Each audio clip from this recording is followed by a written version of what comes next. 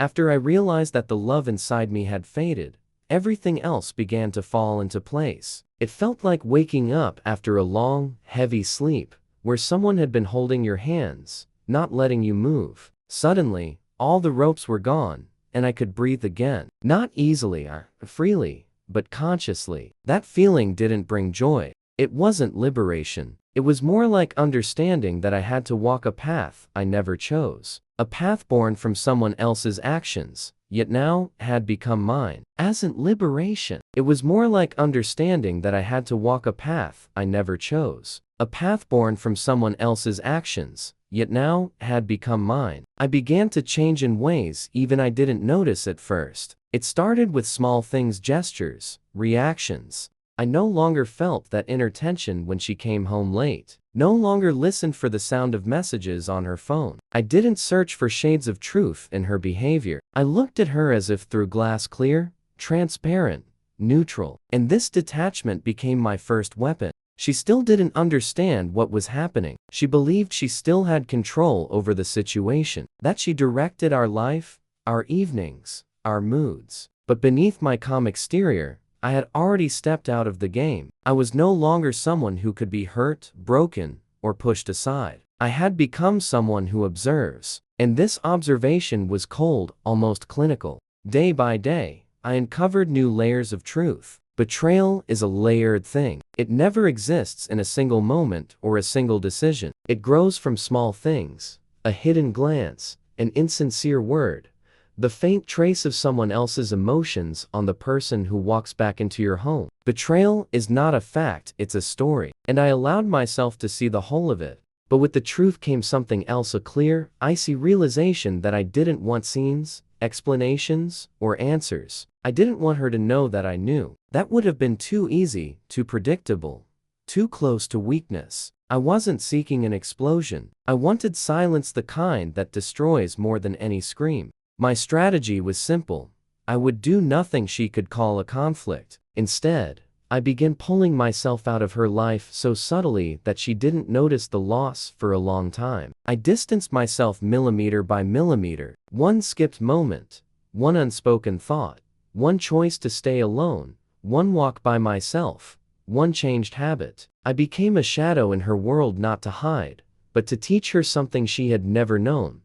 The feeling of losing someone. People fear jealousy, anger, tears, accusations. But the most frightening thing is the silence in which you suddenly stop being the center of someone's universe. And it was with this silence that I wrapped her. At first, she didn't notice anything. Her life was full of someone else's words, someone else's messages, someone else's emotions. She drifted on that wave, thinking it would last forever. She believed I was stable, reliable, the one who always stayed, simply because that was how things had been. But I was already standing apart, and she sensed that distance before she understood it. She felt it instinctively, on the level of skin, but she didn't yet comprehend it. And that was only the beginning. I started giving more attention to myself, not to make a point out of necessity. I returned to the things that once brought me peace: long walks, sports, reading, solitary evenings with music. I built a new inner world separate from her, inaccessible to her. And in that world, there was something she no longer had: authenticity. When a person betrays, they always lose a part of themselves, not someone else's love, their own integrity. A lie rises between them and their own reflection, eating them from the inside. They cling to control, to influence, to the illusion of power over the situation, because they fear losing something that was never truly theirs anymore. I watched this happen to her, slowly, subtly, inevitably. I could have left immediately, but that would have been a gift, an exit she didn't deserve. Too easy an ending for a story that had gone too deep. I wanted everything that followed to be the result of her own choices, not my reaction, not my pain, her decision to betray. It mattered to me that she would face the shadow of her mistakes, not through my words, but through her own reflection. And so I allowed the process to unfold. I was changing, and with every change, she grew more unsettled. First, barely noticeable. She watched me longer when I passed. Her gaze followed me, searching for something familiar, finding nothing. Then more, she tried to re-establish touch, which I no longer needed. Her gestures became sharp yet uncertain. Later, the same anxiety I once felt in the early morning appeared in her eyes. I knew the process had begun. That anxiety is the first sign that a person fears losing what they once thought was theirs, but it no longer belonged to her. Watching her unravel didn't bring me triumph. No joy, no satisfaction. Only a steady, cold certainty that everything was moving exactly as it should. Revenge wasn't a hunt, it was the restoration of balance. I let her feel what I had felt. I let her understand, almost by accident, that I no longer depended on her moods, her words, or her shadows. This hurt her the most. A person who betrays, expects emotion, expects storms, fights, chaos, because that confirms their importance. But when nothing comes, that breaks them. She began to falter, her confidence dissolved, her behavior fractured. She swung between tenderness and coldness, between calm and panic, and I simply watched. I was looking at the reflection of her own actions finally returning to her, and in that silence, in that space filled with changes she couldn't decipher, she started losing control of the life she once held tightly. Meanwhile, I continued building my inner world, step by step, slowly, mindfully. It was strange. During a period of destruction, I felt stronger than ever before, collected, whole, as if everything she had broken in me was now taking shape into something new, tougher, clearer, steadier. And one evening, when I came home late after a long walk, I sensed that the final moment was approaching. It wasn't a feeling of an event, but the end of a cycle, as if I had walked a long path to reach an inner point from which there was nowhere left to go except forward into a new life. Away from her. There was only one step left, a step that would become for her what her betrayal had become for me. I remember that period very clearly. My inner silence had become so natural that I no longer felt it as a tool of revenge. It had turned into a part of me. I liked this new form of existence, even, quiet, controlled. There was no place for impulses in it, no place for weakness. Sometimes it felt as if I were watching my own life from the outside, like an observer in a dark room sitting by a hidden window, seeing everything that happens to others while remaining invisible myself. There was a certain taste to this invisibility, strange, but pleasant. I wasn't hiding, I was transforming, and that scared her far more than anger or attempts to get me back ever could. When I noticed new signs of her presence nearby, they didn't bring joy or pain, only a calm sense that things were moving in the right direction. A person who once left was now awkwardly trying to touch my life again, as if checking whether there was still a small space left for her. But there was no space. She didn't understand that. One day, I felt the air change when I walked into a place I hadn't visited in a long time. It was a small park where we sometimes used to stroll. I had forgotten about it, but she hadn't. I noticed traces. An unfinished coffee on a bench, a lingering glance from a familiar silhouette that disappeared into the crowd before I could confirm my guess. It wasn't a stalker or an enemy. It was someone who no longer knew how to regain what was lost. And the strangest part, I no longer wanted her to regain it. Her inner chaos didn't interest me anymore. Revenge had done its work. It had turned my emotions into a smooth surface without waves. At times, I thought I had grown colder. But that cold wasn't dead, there was life in it. It was a cold in which my thoughts grew sharper and my intentions clearer. People would probably call it indifference, but it wasn't indifference. It was transformation. I hadn't become worse. I had become different. I no longer wanted her to suffer, physically or emotionally. I wanted her to see my freedom. That was the greatest revenge. Freedom. Freedom from her expectations, her influence, her significance. But being free is not easy. Freedom is always a choice, and choice always demands strength. I worked on myself every day. I changed my routine, my diet, my sleep. I began walking more, not for my health, but for my thoughts. Each step leveled my inner rhythm, and I felt my body and mind finally moving in the same direction. Some evenings, when I returned home, I felt a light fatigue. Not physical, emotional, the kind that comes after a long journey when you realize you've left a part of yourself somewhere behind. But it was a pleasant fatigue. It reminded me that I no longer tried to hold on to the past. And in those evenings, I began to notice another change. the betrayal itself stopped affecting me. It became just a fact, like a memory from another life. I no longer revisited it, no longer tried to understand why it happened. I didn't need the answers. When you change enough, old wounds stop defining you. And then, I saw her world gradually falling apart behind me, not literally but in symbolic details. People no longer treated her the same. Mutual acquaintances drifted away from her just as quietly as I had once drifted away from everyone. Her former confidence vanished. Even her behavior from what I saw shifted. Sharp movements, unsteady steps,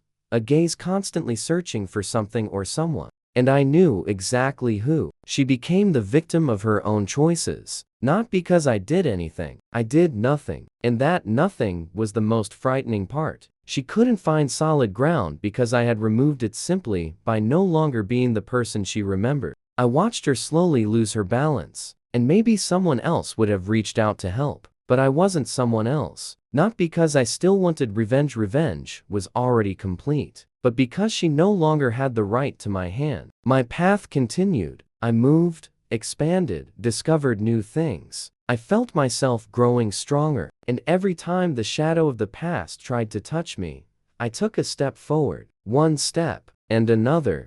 And with each step forward, she stayed in the past where she belonged. The changes happening within me became so natural I stopped noticing them. They turned into background noise, even, quiet, constant. I was merging into my new life as if entering warm water, where there was no tension, no deadlines, no need to prove anything to anyone. I proved everything only to myself. My revenge had long ceased to be the desire to cause someone pain. No, it had become a path of alignment, something deeply intimate, not about her, not about what she did. It was about me, about the fact that I didn't break, about the fact that I learned to stand straight in places where most people would fall. Sometimes I revisited moments that would have shattered me years ago. I imagined how I would have handled it back then, and I saw clearly that the old me wouldn't have survived it. But the new me handled it easily. Maybe that was the main difference. I was no longer the man she betrayed. I was the man who walked out of it.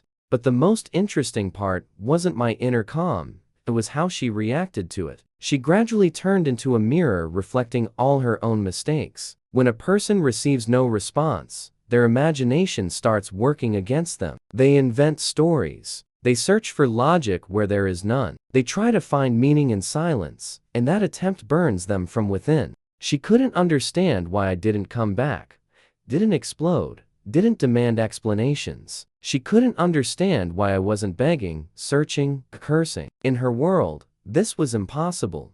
Either you cling to the past, or you destroy it. But I did the third thing. I walked out of it. And that was the most terrifying thing for her. Sometimes I noticed her walking past, pretending not to see me. Her steps were always quick, as if she were trying to escape her own unrest. I saw how her face changed. The confidence she once had was gone. In its place was an anxiety with no shape but constant presence. It wasn't fear of me, it was fear of herself standing near me. She didn't know who I was now, and that tormented her far more than any words. I knew how to keep a calm expression, how not to react, not to look away, not to clench my fists. She didn't know that there was nothing left in me that could tie me to her. She was the past, and the past has only one function: to stay behind. I began to notice that she showed up more and more often wherever I was. These weren't coincidences. People who leave and want to return always try to stay close, even from a distance. It's their way of asking for forgiveness without speaking, even if they haven't admitted it to themselves yet.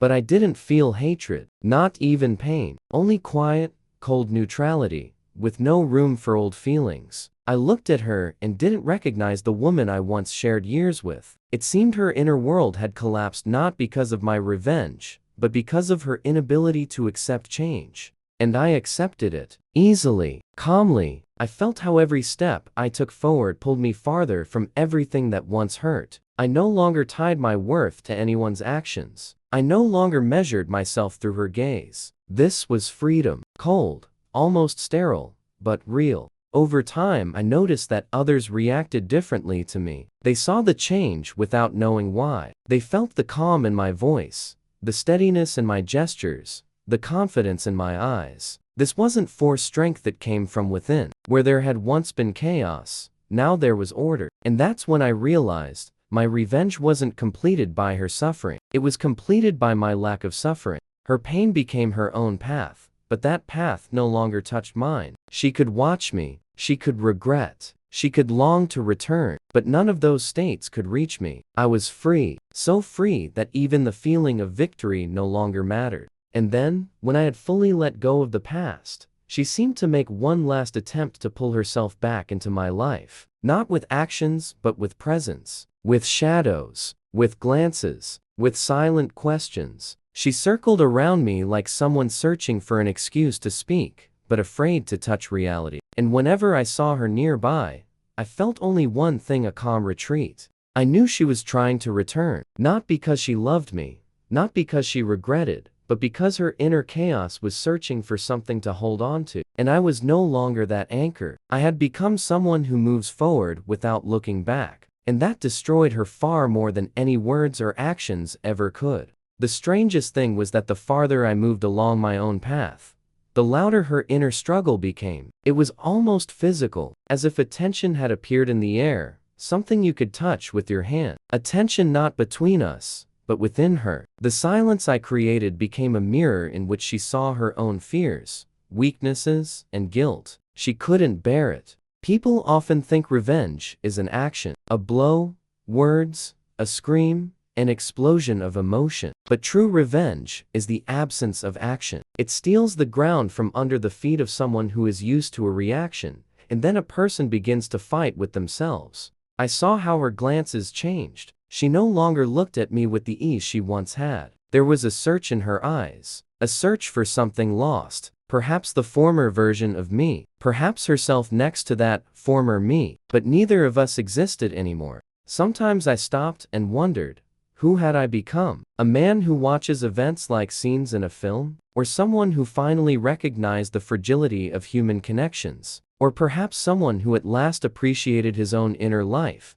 separate from anyone else? And then I understood. I had become who I should have been many years ago, a person who doesn't allow others to define his freedom. I kept moving forward with my life. In a few months, it began to look completely different from the outside: calm, balanced, even happy at times. But this happiness didn't have a bright shade. It was muted, like warm lamplight at night, quiet, independent. I changed my job, began working on new projects. I took interest in things I never had time for before.